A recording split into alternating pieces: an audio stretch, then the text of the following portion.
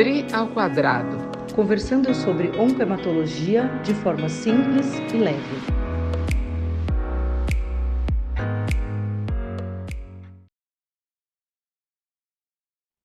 Olá, sou Adriana Schelliger Eu sou Adriana Pena.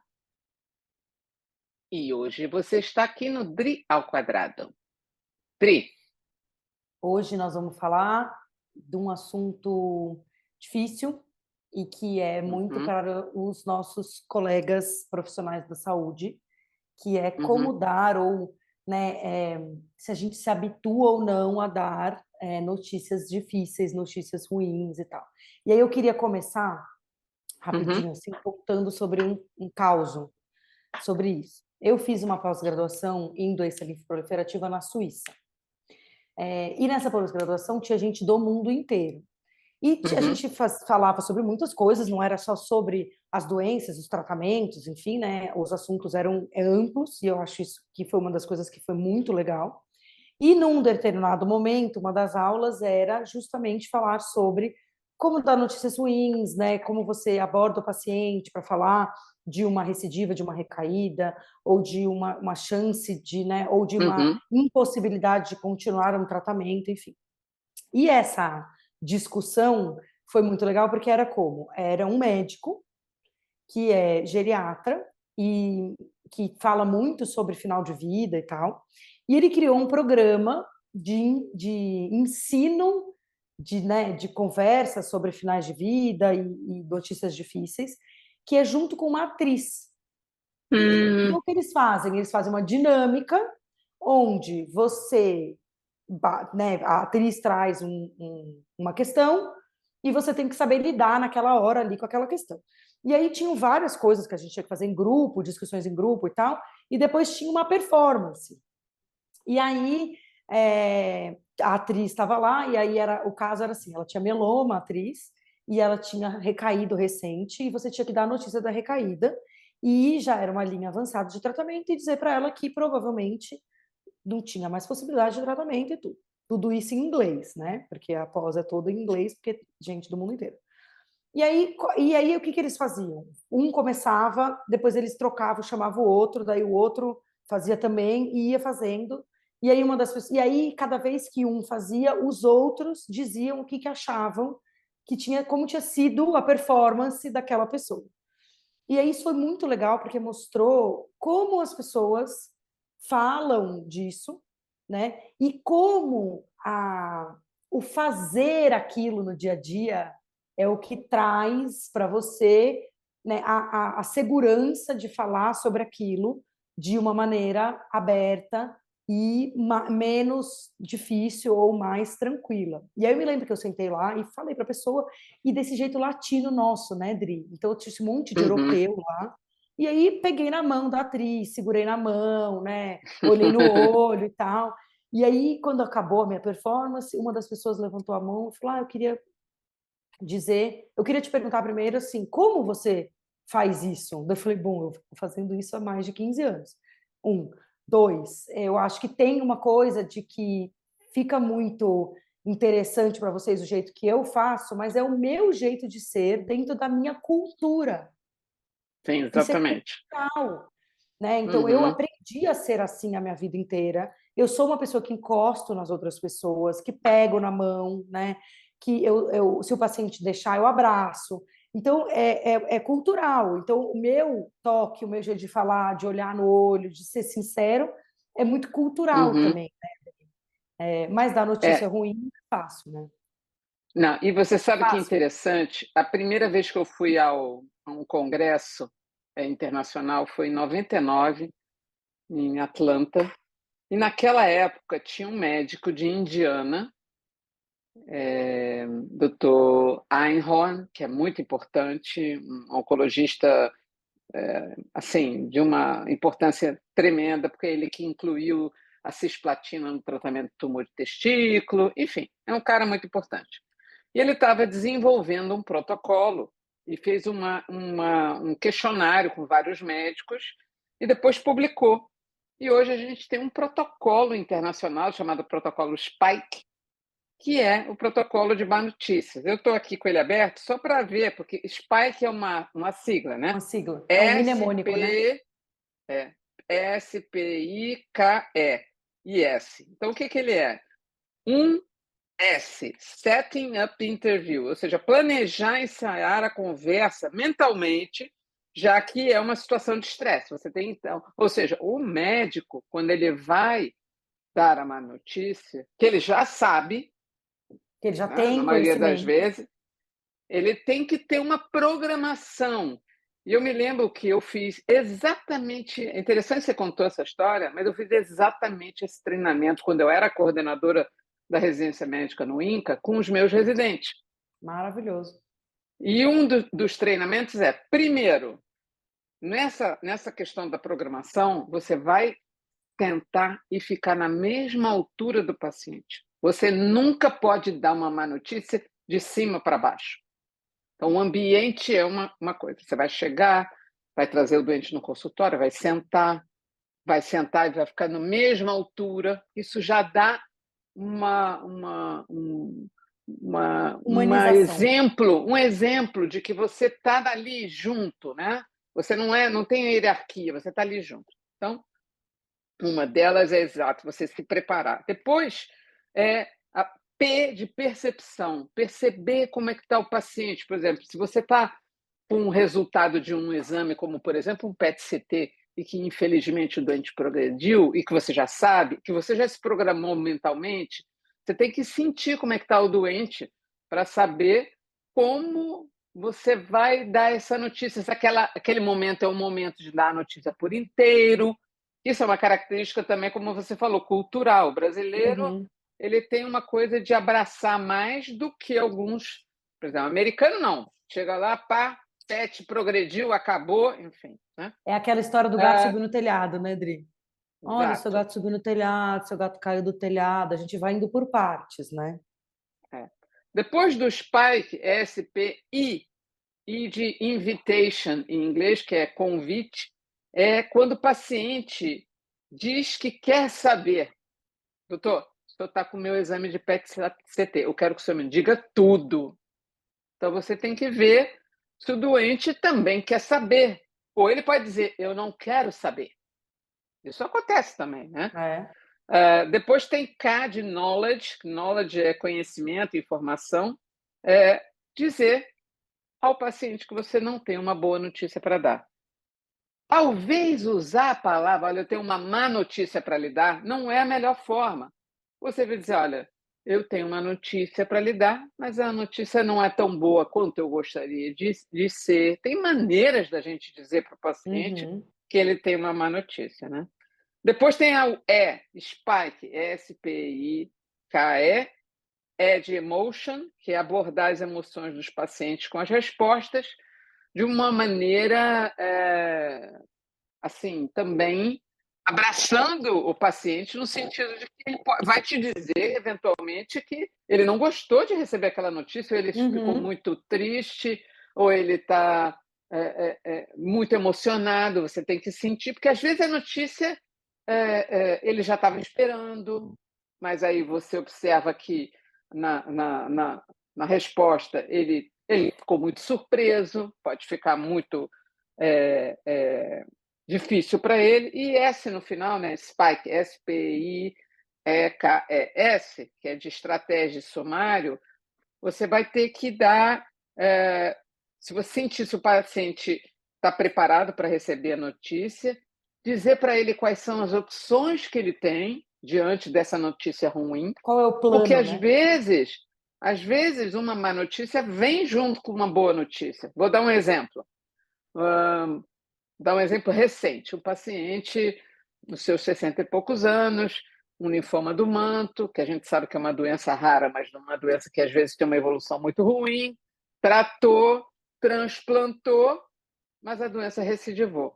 Aí, é um paciente que era do SUS, o médico disse, olha, eu tenho uma má notícia para lhe dar, a doença progrediu. Mas eu tenho uma boa notícia, tem um estudo clínico aberto para você participar. Com excelentes respostas anteriores, com... Isso. Então, na realidade, todo esse aparato de informações que você se preparou, sentiu o paciente, colocou para ele qual é a informação. O paciente quer saber tudo, ou às vezes não quer, deu uma notícia. Você tem que sumarizar e traçar sua estratégia junto com ele, porque mesmo que o doente tenha progredido ou que a notícia seja muito ruim, você não vai abandonar o seu paciente. Você tem que ter uma estratégia, seja ela de tratamento de suporte, seja ela de um tratamento de terapia de controle. Dá um exemplo, radioterapia. Esse doente, por exemplo, até começar o tratamento, ele precisou de radioterapia, porque senão a doença ia progredir muito. Então, tem todo um conceito, né? E até E a experiência do profissional.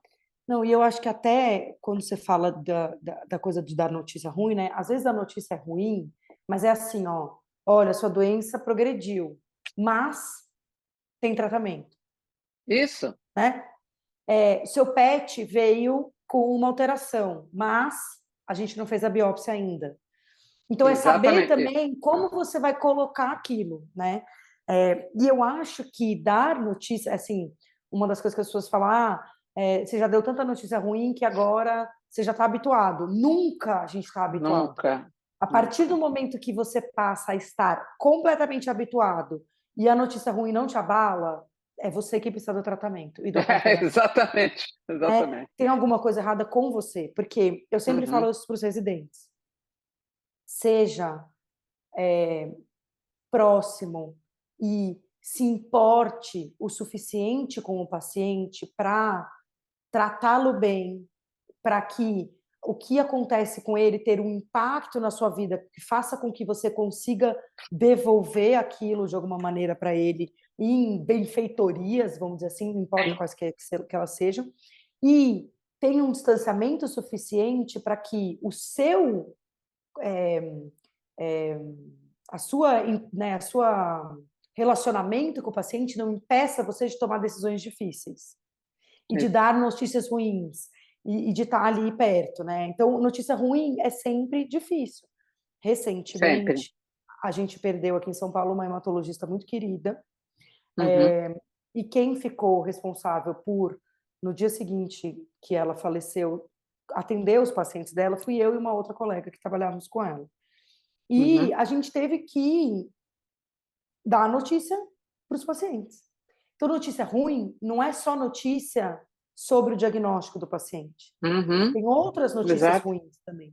Então, pode ser Uhum. uma notícia de eu não vou mais te acompanhar porque eu não vou mais estar nesse serviço. Isso é uma notícia péssima para o paciente. Isso, Né? claro. Pode ser uma Uhum. notícia de a sua medicação está em falta. Então, Isso, ou o notícia ruim não é convênio só lhe negou seu convênio não tratamento. negou seu Uhum. tratamento. Então, a gente tem muitas camadas de notícias ruins Sim.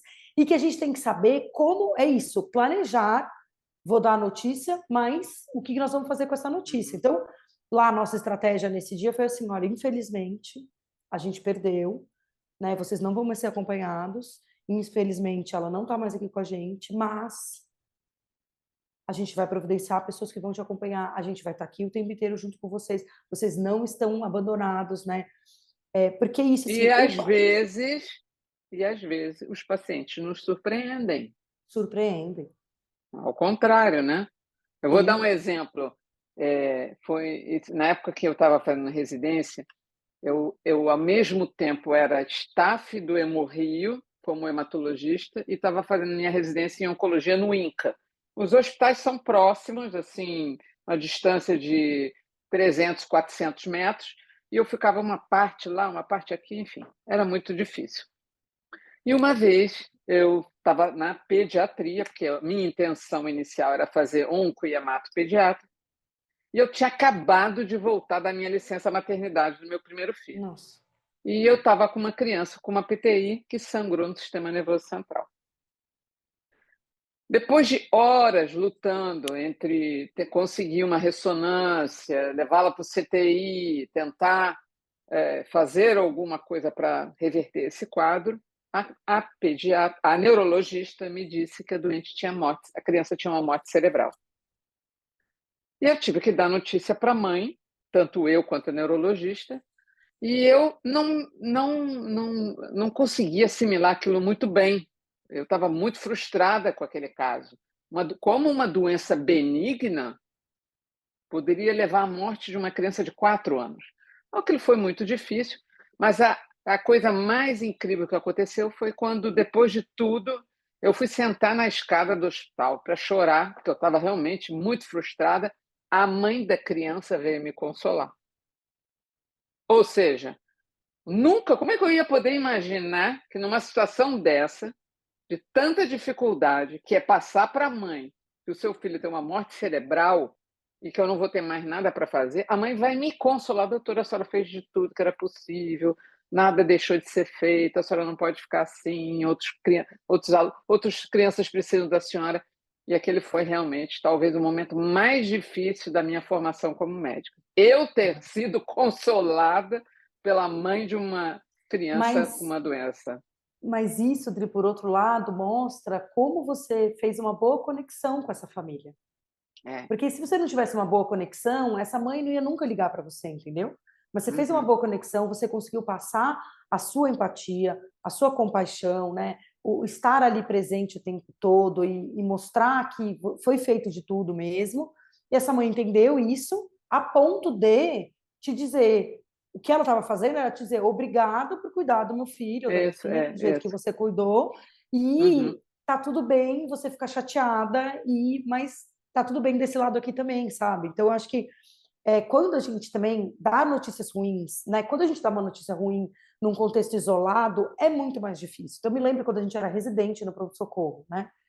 Entrava Uhum. um paciente já num estado muito grave, ela morria, você tinha que falar com a família. Então, você teve, assim, 3 horas entre você receber o paciente na porta e avisar a família que o paciente Sim, morreu. Você nunca tinha visto aquele paciente, você nunca tinha visto aquela família, e você era o portador da sim, pior sim, sim, notícia que alguém pode ter. E aí é claro. como você também faz né, a dimerização ali, né? A escala do que você fala nessa hora. Porque Uhum.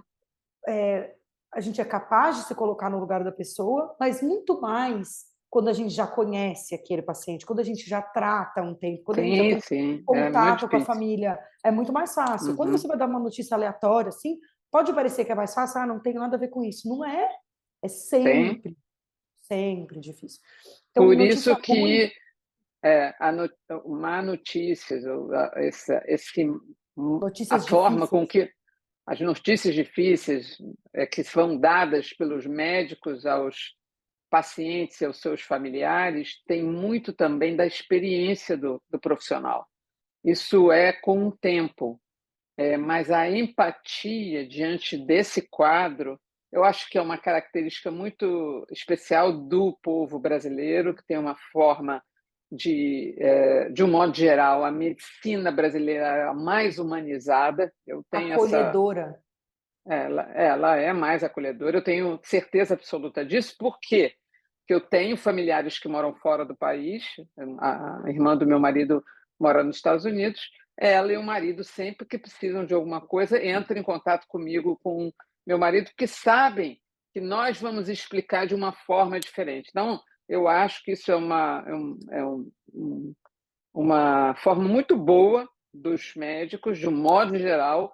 A grande maioria dos médicos brasileiros tem uma forma melhor de se comunicar quando as notícias difíceis são necessárias serem transmitidas, de um modo geral, né? E uma coisa que eu acho que é importante a gente falar também é o desgaste emocional que é para o profissional de saúde, que é o Uhum, portador dessa notícia, né? E como a uhum. gente, enquanto profissional da saúde, enquanto médico, precisa se proteger, não se blindar, Sim, mas se sim, proteger e se cuidar disso. exato. A gente tem um episódio muito legal sobre burnout, né? Isso, exatamente. Que a gente fala bastante sobre isso e que não é só a carga de trabalho que leva um médico e um profissional de saúde à É. exaustão, é a carga emocional que aquilo traz Uhum, muitas vezes, né?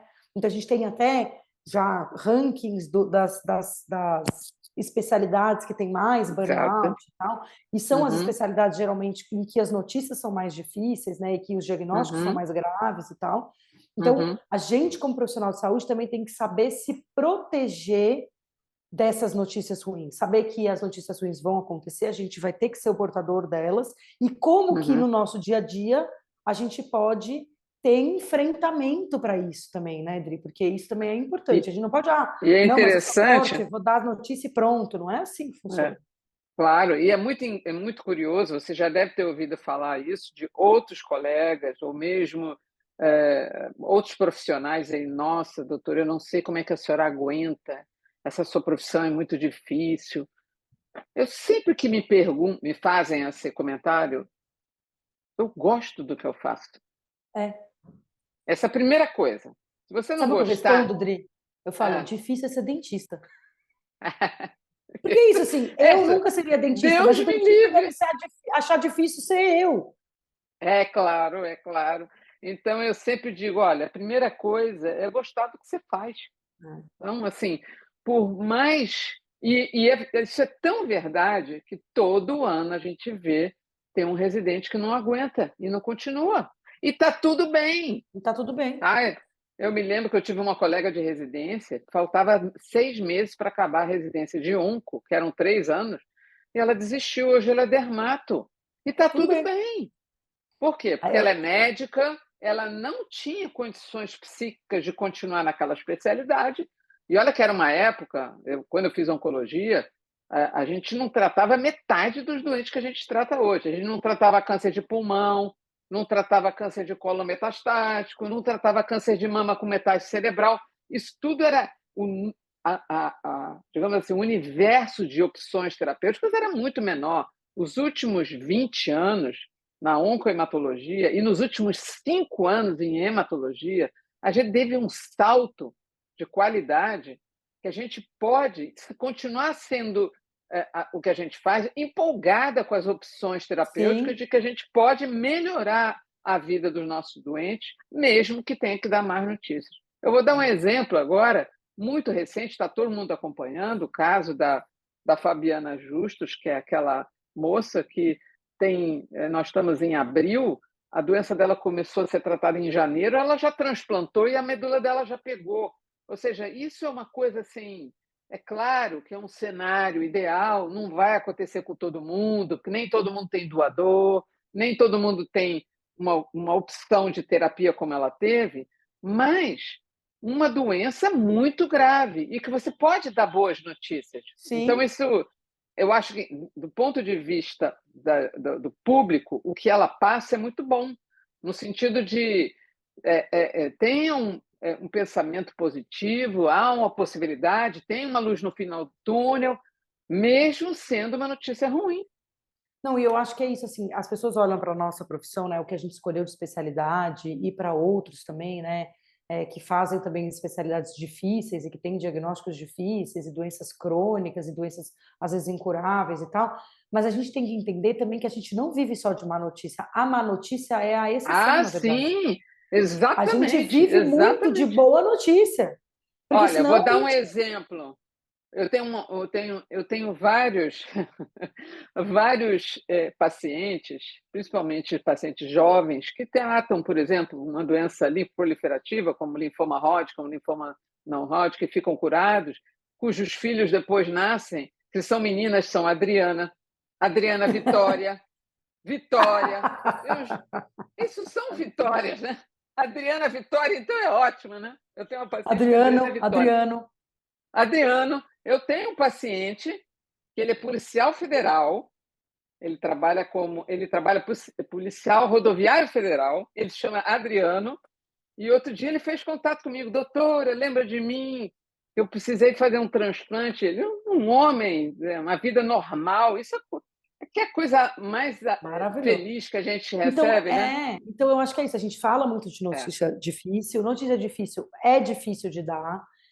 Fica, Uhum. eu acho que com a experiência e ao longo do tempo em que você já deu muitas notícias, o protocolo está mais Sim, simples na sua cabeça. Então, você não ele fica já mais com está aquela mais. ansiedade É, de como eu vou dar essa notícia. Você meio que senta ali porque aquilo já está mais isso, natural, né? Não isso. natural, não que seja natural dar uma notícia, mas como você faz isso é uma coisa que Uhum, você consegue fazer mais e que você estruturou a sua maneira de fazer aquilo, a maneira que dá uhum. certo para você e para os seus pacientes.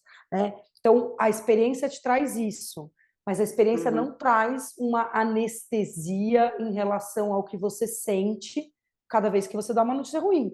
Deu a notícia ruim, conversou com o paciente, bate a porta do consultório, leva um tempo para você conseguir atender o próximo paciente. Isso. Né?